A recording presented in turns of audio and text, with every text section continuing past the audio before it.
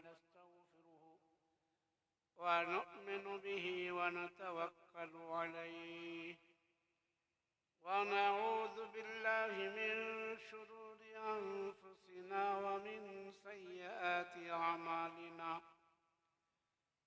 ونعوذ بالله من شرور أنفسنا ومن سيئات أعمالنا من يهده الله فلا مضل له ومن يضلله فلا هادي له ونشهد أن لا إله إلا الله وحده لا شريك له ونشهد أن سيدنا وحبيبنا وشفيعنا وسندنا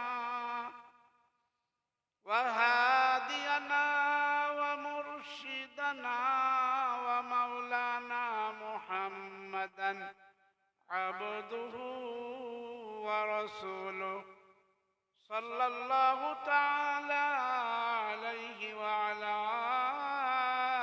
آله وصحبه وسلم تسليما كثيرا كثيرا.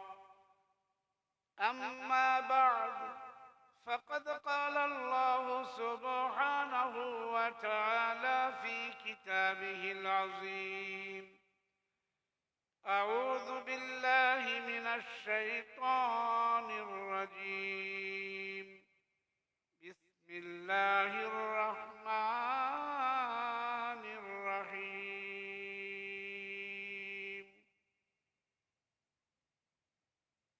وأن هذا صراطي مستقيما فاتبعوه ولا تتبعوا السبل فتفرق بكم عن سبيله ذلكم وصاكم به لعلكم تتقون.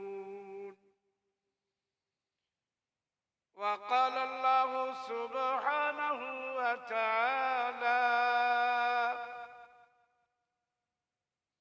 لا تجعلوا دعاء الرسول بينكم كدعاء بعضكم بعضا قد يعلم الله الذين يتسللون منكم لواذا فليحذر الذين يخالفون عن أمره أن تصيبهم فتنة أو يصيبهم عذاب أليم. آمنت بالله صدق الله العظيم. وعن أبي هريرة رضي الله تعالى عنه قال: قال رسول الله صلى الله تعالى عليه وسلم: كل أمتي يدخلون الجنة إلا من أبى. قيل: ومن يأبى يا رسول الله؟ قال: من أطاعني دخل الجنة ومن عصاني فقد أبى. وعن عبد الله بن عمرو رضي الله تعالى عنه قال: قال رسول الله صلى الله تعالى عليه وسلم: بلغوا عني ولو آية وحدثوا عن بني إسرائيل ولا حرج، ومن كذب علي متعمدا فليتبوأ مقعده من النار. رواه البخاري أو كما قال رسول الله صلى الله تعالى عليه وسلم.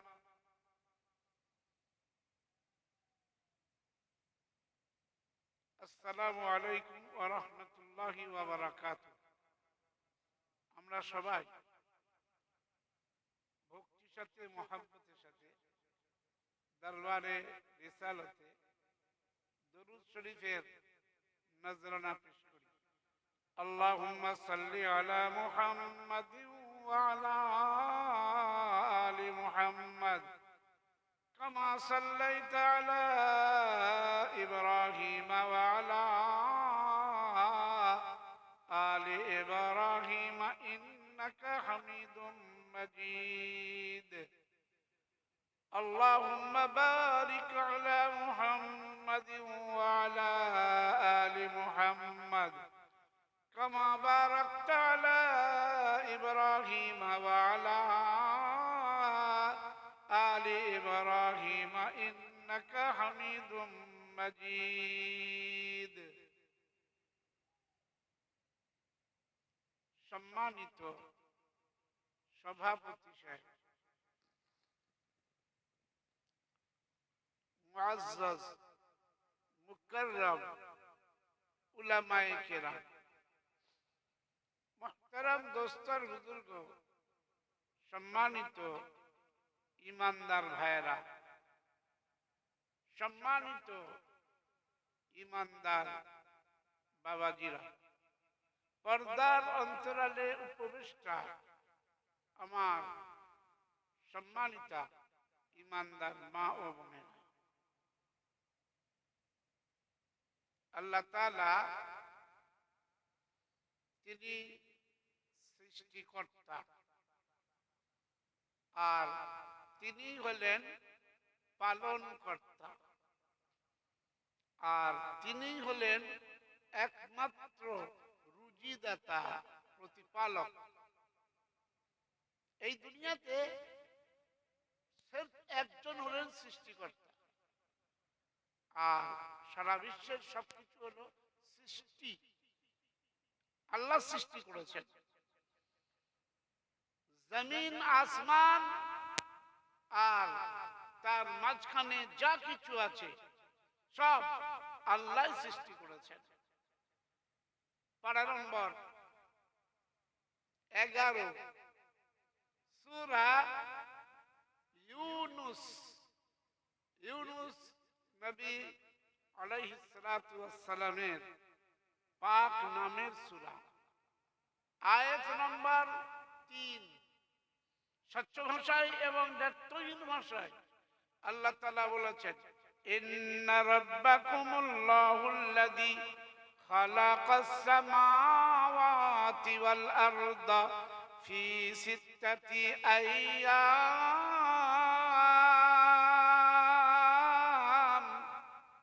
নিশ্চয় তোমাদের প্রভু, তোমাদের রব জমিন আসমানকে 6 দিনের জন্য 6 দিনের মধ্যে সৃষ্টি করেছেন। 6 দিন সময় নিয়েছে এবং এই কথাটাই আল্লাহ নিজেই বর্ণনা দিয়েছেন। এই বর্ণনা পৃথিবীর কোন নবীরও নয়, কোন রাসূলেরও নয়, আর এই বক্তব্য পৃথিবীর কোন সাহাবা, পৃথিবীর কোন ইমামের নয়, মুহাদ্দিসিনদের কোন মুহাদ্দিসের নয়, এটা কোন পীর, ফকির, দরবেশ, গাউস, কুতুব, আবদাল কারণ সরাসরি আল্লাহ, ভাষা আল্লাহ, ভাব আল্লাহ এবং বক্তব্যও আল্লাহ। আমরা পড়াশোনা করেছি, মুখস্থ করেছি, আপনাদের সামনে সেই পড়াটা শোনানোর জন্য এসেছি। সম্মানীয় ইমানদার ভাইরা, পারা নম্বর 21, সূরার নাম আলিফ লাম মিম সাজদা, আয়াত নম্বর 4। আল্লাহ বলছেন, আমি হলাম তোমাদের রব। আর এই আয়াতে আল্লাহ বলেছেন, আমি হলাম আল্লাহ। ইলাহ, ইলাহ কাকে বলে? যিনি সবকিছু ছাড়া সবকিছু করতে পারেন, করছেন, করবেন, তিনি সবকিছু করতে সক্ষম, আর পৃথিবীর সবকিছু আল্লাহকে বাদ দিয়ে কিছুই করতে পারে না। তো তিনি এই 4 নম্বর আয়াতে সূরা আলিফ লাম মিম সাজদার ভিতরে স্বচ্ছ ভাষায় বলেছেন, আল্লাহুল্লাযী খালাকাস সামাওয়াতি ওয়াল আরদা ওয়া মা বাইনাহুমা ফি সিত্তাতি আইয়াম। তিনি আল্লাহ, তিনি ইলাহ, যিনি জমিন আসমান আর তার মাঝখানে যা কিছু আছে 6 দিনে সৃষ্টি করেছেন।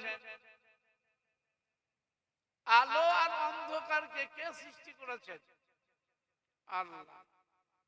তার মানে সূর্যকে সৃষ্টি করেছেন, আর সূর্য যখন ওঠে তখন হয় আলো অর্থাৎ দিন, আর সূর্য যখন ডোবে তখন হয় রাত অন্ধকার। কে সৃষ্টি করেছেন? খালাকা। খালাকা মানে সৃষ্টি করেছেন তিনি, আল্লাহ সৃষ্টি করেছেন। পারা নম্বর 7, সূরার নাম আনআম, আয়াত নম্বর 1। 1 নম্বর আয়াত সূরা আনআমে আল্লাহ বলেন, আল্লাহুল আলহামদুলিল্লাহিল্লাযী খালাকাস সামাওয়াতি ওয়াল আরদা ওয়া জাআলাজ যুলুমাতি ওয়ান নূর সুম্মাল্লাযীনা কাফারু বিরাব্বিহিম ইয়াদিলুন। সমস্ত প্রশংসা সেই আল্লাহর, যিনি জমিন আসমানকে সৃষ্টি করেছেন এবং অন্ধকার আর আলোকেও সৃষ্টি করেছেন। সৃষ্টিকর্তা তিনি। তিনি কি করছেন, কি করেন? তো আল্লাহ বললেন, আমি তো মাবুদ, সারা দুনিয়া আমার ইবাদত করে। আপনারা এই লাইনে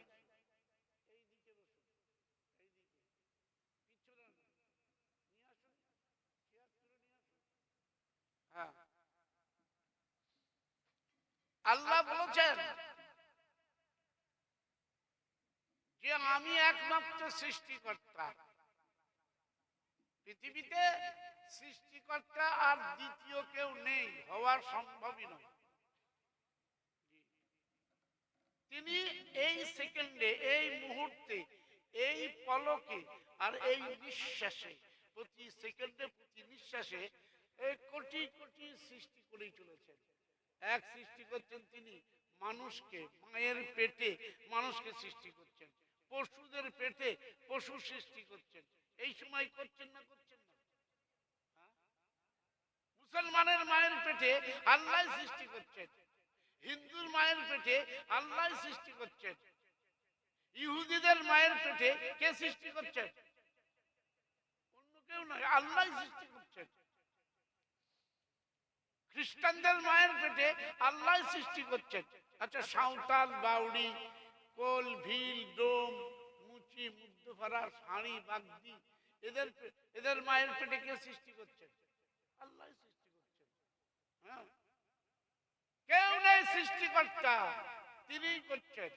পারা নম্বর 23, সূরার নাম জুমার, আয়াত নম্বর 6। अल्लाह बचरी याखुलुकुकुम खलका याखुलुकु, वो पैदा करने वाला, वो सृष्टि करने वाला, মানে সৃষ্টি করেছেন তিনি। याखुलुकुकुम ফি বুতুনি উম্মাহাতিকুম খালকাম মিন বাদি খালকিন ফি যুলুমাতিন সালাস। তিনি 3 রকমের অন্ধকারে মায়ের পেটে সৃষ্টি করেই চলেছেন। পৃথিবীর কোন হিন্দু এ কথা দাবি করতে পারে না যে আমাদেরকে ভগবান সৃষ্টি করেছে, কেননা ভগবান স্রষ্টা নয়, ভগবান তো সৃষ্টি। ভাই, আপনি বুঝতে পারছেন ভগবান কি? ভগবানের মা আছে, ভগবানের বাপ আছে, আবার ভগবানের জন্মস্থান আছে, আঁতুর ঘর আছে। আপনারা বুঝেন না? ভগবান জন্মেছেন, আচ্ছা বলুন তো, ভগবান শ্রী চৈতন্য দেব কোথায় বাড়ি? নদিয়ার নবদ্বীপে। হ্যাঁ, জোরে বলুন, এত ভয় করছেন।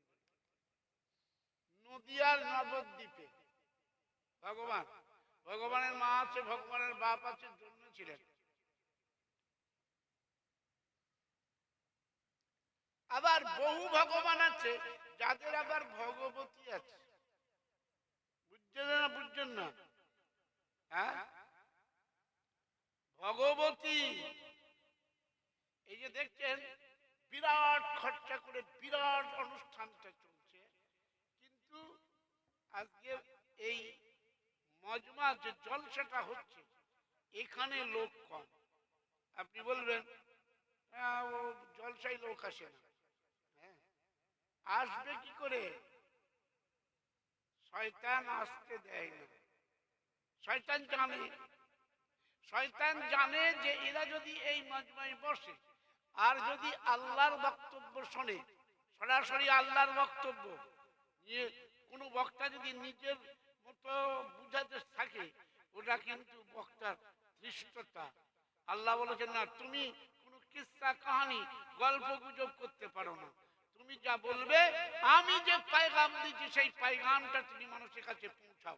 তাহলে আল্লাহ সরাসরি যে কথা বলেছে এর মধ্যে এমন একটা আলো আছে, নূর আছে, জ্যোতি আছে, যে মানুষের অন্তরটাকে পরিষ্কার করে দেয় আর মানুষ তার নিজের জীবনকে সংশোধন করে, পরিবর্তন আনে।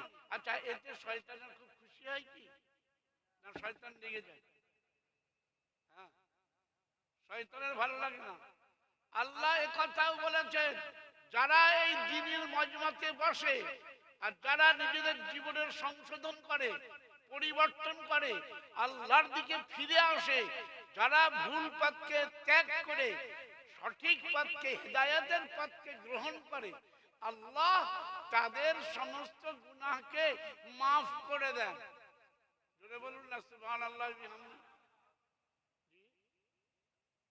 ওর আল্লাহ শুধু তাদের গুনাহ মাফ করেন না, তারা যদি সৎ কর্মশীল হয়ে যায়, আজ থেকে কোনো নোংরা কাজ করব না, আজ থেকে কোনো নাফরমানি বেঈমানি করব না, আমি আজ থেকে আমার পথ পাল্টে নিলাম, আমার নিজের জীবনটাকেও পরিবর্তন করলাম। বলছে তুমি যদি এইখানে বসে, এই মাটিতে বসে, এই ফার্শের উপর বসে তুমি যদি সিদ্ধান্ত নাও যে আমি আমার জীবনটাকে আজ থেকে পাল্টে নিয়ে আমি আল্লাহর পথে চলবো, আল্লাহর হুকুমে চলবো, মন চাইয়ে চলবো না, নাফরমানি বেঈমানি করব না, আমি স্বেচ্ছাচারী হব না, স্বৈরাচারী হব না, আমি অত্যাচারী হব না, আমি ব্যভিচারী হব না, আর আমি দুর্নীতির সাথে আপোষ করব না, আজ থেকে আমি ভালো পথে চলবো, এইটা যদি সিদ্ধান্ত নেয়, আল্লাহ তার ঈমানকে মজবুত করে দেয়। তো আল্লাহ বলছেন তুমি সিদ্ধান্ত নাও ফারশের উপরে আর আমি আরশের উপরে, তোমার গুনাহগুলোকে শুধু মাফ করব না, বরং যত গুনাহ করে ফেলেছিলে ভুল করে, আজ থেকে যখন আর করবে না বলে সিদ্ধান্ত নিয়েছো, তাহলে আমি তোমার গুনাহগুলোকে নেকি দ্বারা পরিবর্তন করে দেব। জোরে বলুন সুবহানাল্লাহি ওয়া বিহামদিহি। এটা কোনো ঢাকা চোপা কথা নয়, আল্লাহ প্রকাশ করে দিয়েছে। পারা নম্বর 19, পঞ্চম পৃষ্ঠা, সূরার নাম আল ফুরকান, আয়াত নম্বর 70। আল্লাহ বলেন ইল্লা মান তাবা, যে ব্যক্তি তওবা করে নেয়, এইখানে বসে সিদ্ধান্ত নেয় তাবা ইয়াতুবু তাওবাতান, এর মানে হলো যে আল্লাহর দিকে প্রত্যাবর্তন করে, আল্লাহর পথের দিকে ফিরে আসে, রাসূলুল্লাহ সাল্লাল্লাহু আলাইহি ওয়াসাল্লামের সুন্নতের দিকে যে ফিরে আসে, সে যখন তা বুঝতে পারে আমি সর্বশ্রেষ্ঠ নবীর উম্মত, আর উম্মত তাকে বলে যে মেনে চলে সুন্নাত, সুন্নতি যদি না হই আমি উম্মতি হতে পারবো না, তাহলে আমাকে আজ থেকে সুন্নতের উপর চলতে হবে, আর আমি যদি হই সুন্নতি তাহলে হব জান্নাতি। জোরে বলুন সুবহানাল্লাহ। সহজে কথাটা বুঝে আসছে না? যদি সিদ্ধান্ত নাও, জি, যে আমি সুন্নতের উপরে চলবো, আমি ইসলামের আদর্শের উপরে আজ থেকে সুপ্রতিষ্ঠিত হব, কোনো নেক কাজ ছাড়বো না, আর কোনো বদ কাজ করবো না, কোনো নোংরামি করব না, আর কোনো বদনামি করব না, আমি কোনো প্রকার কোনো নাফরমানি করব না। আজ থেকে আমি নিজের জীবনটাকে পরিবর্তন করে দেব। তো আল্লাহ বলছেন আমি তার গুনাহগুলোকে নেকি দ্বারা পরিবর্তন করে দেব।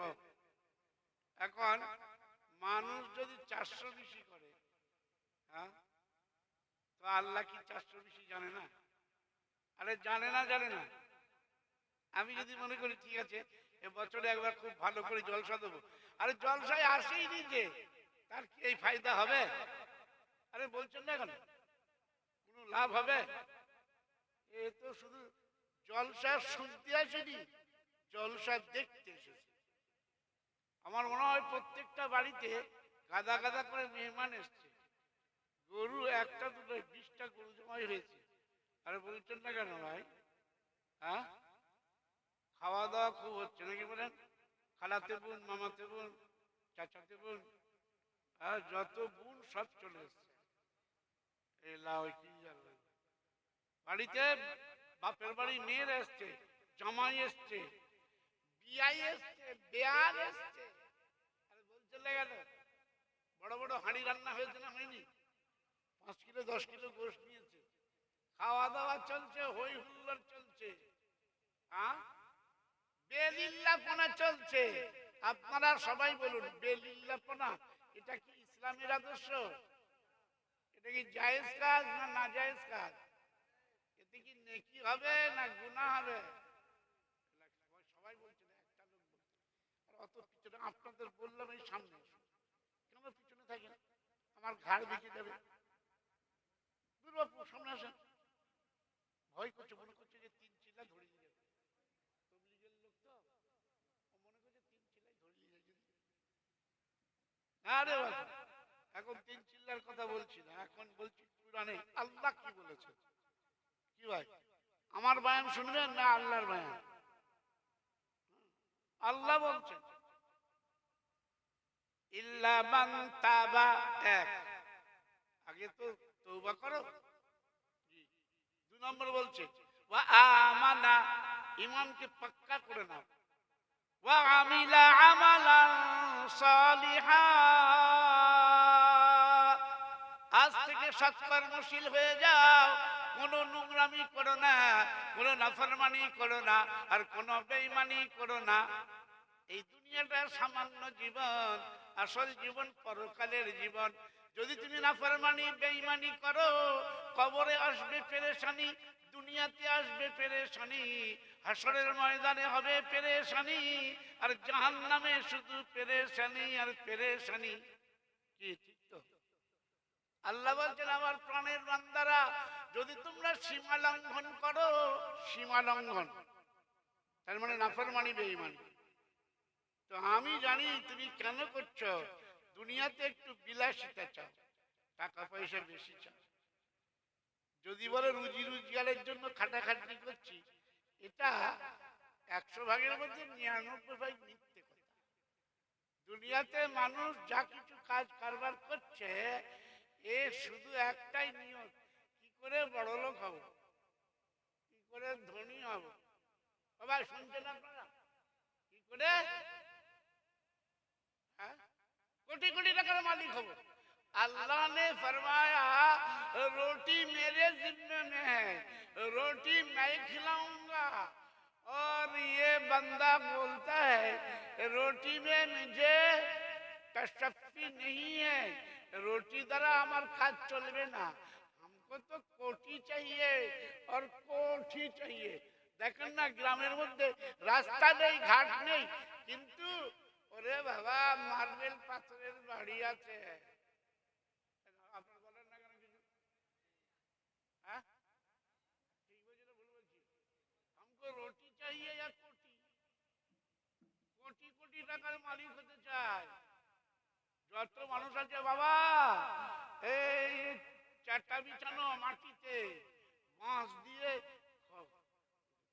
খোলার উপরে ঘর, কিন্তু কোটি টাকার ধান্দা আছে। কি ঠিক বলছি না ভুল বলছি? পরে বাড়ি করবে। এই উর্দুতে কি বলে? কোঠি। কি বলে? इनको कोठी भी चाहिए और कोठी भी चाहिए। कोठी মানে বালাখানা। আল্লাহ বলেছিলেন হ্যাঁ বাসভবন চাই, বাস করার জন্য, একটা ইজ্জতের হেফাজতের জন্য, धूप से बचने के लिए, भूख से बचने के लिए, अरे सर्दी से बचने के लिए, बारिश से बचने, अपना बुझते पारছেন একটু, बारिश से बचने के लिए, इन कामों के लिए तुम्हें एक तो क्या चाहिए? एक तो मकान चाहिए, मकान, रोटी कपड़ा और मकान हाँ चाहिए, लेकिन बाला खाना तो नहीं चाहिए। तुम्हें एक বাসস্থান হলেই হতো, তোমার তো চাই বিলাস ভবন। এবার বুঝতে পারেননি? সব ধান্দায় আছি না নেই? আমি বলবি আছি, পাকা বাড়ি না করলে জুত হচ্ছে, আবার পাকা বাড়ি হয়ে গেলে তো বলছে দোতলা কর। কি ঠিক বলছি না ভুল বলছি? আমার একজন বলছে 10 তলা, একজন মাওলানা আমি চিনি তাকে, ইনশাআল্লাহ আল্লাহ তাআলা তাকে এই এক এক রাতে দুটো তিনটে করে খেপ মারে। শুনছেন আপনারা? হ্যাঁ 25-30 হাজার টাকা করে, 35,000 টাকা করে ঝাড়ে। তাহলে এক রাতে যদি 70,000 টাকা কামাই হয় তাহলে তো লালে লাল। এবার বলছেন না কেন? আমি একজন ছোটখাটো মানুষ, নিজের পেটে নিজেই লাথি মারতে পারি। কি ভাই শুনছেন আপনারা? হ্যাঁ 7 তলা বিল্ডিং করেছে, ভাড়া দিয়েছে, দোকান তৈরি করেছে, একতলাতে সে বাস করে, আর বিশাল একেবারে শ্বেত পাথর দিয়ে পুরো 7 তলা ইয়ে পর্যন্ত 7 তলা করেছে। বাংলাদেশের আগে 60,000 70,000 টাকা করে এক একটা পার মাহফিলে নেয়। কোরআন হাদিস বলে না, সুর খুব ভালো আছে, এত সুর, সত্যি গলায় সুর আছে, আর মাঝে মাঝে গজল দেয়, মানুষ পাগল। টাকা যত লাগবে লাগুক আনতে হবে। বলুন এই তুমি 7 তলায় থাকবে, যখন মরে যাবে 1 তলাও দেবে না, ওই তোমার গ্রাউন্ড ফ্লোর অর্থাৎ নিচের তলাতেও দেবে না। কোথায় দেবে? আন্ডারগ্রাউন্ড। আপনারা বুঝতে পারেননি ভাই? গ্রাউন্ড ফ্লোর দেবে, নিচের তলায় দেবে, 1 তলায় দেবে, 2 তলায় দেবে, কোন তলায় তাকে দাফন করবে না, তাকে বলবে যাও মাটির তলায়। কোথায়?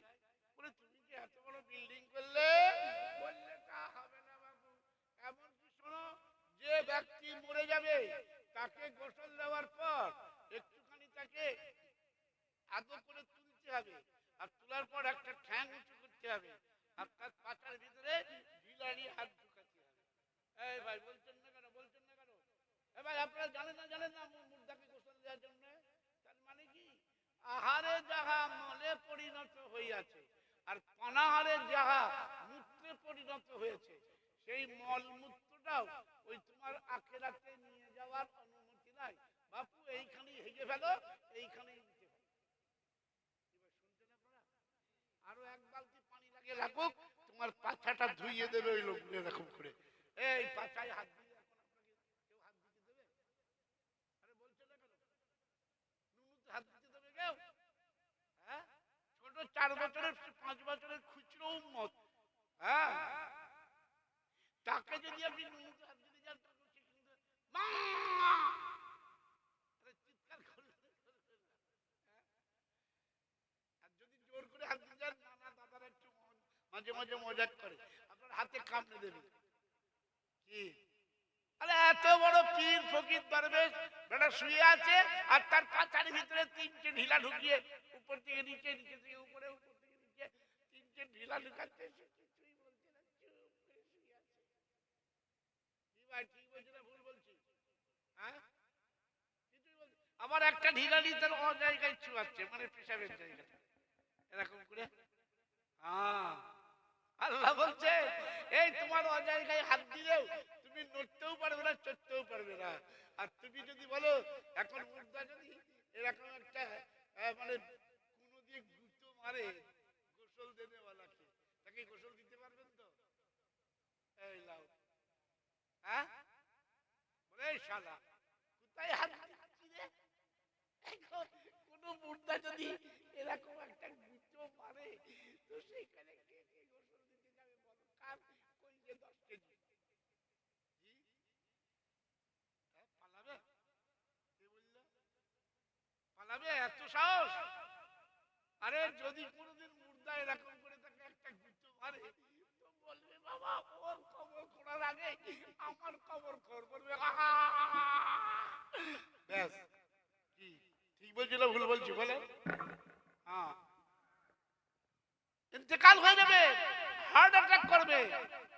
জি আল্লাহ বলছেন শোনো, পৃথিবীতে যত ভগবান আছে, যত ঈশ্বর আছে, আর যত দেবদেবী আছে, আর যত পীর ফকির দরবেশ, আর যত নবী রসুল, সবাইকে এই দুনিয়া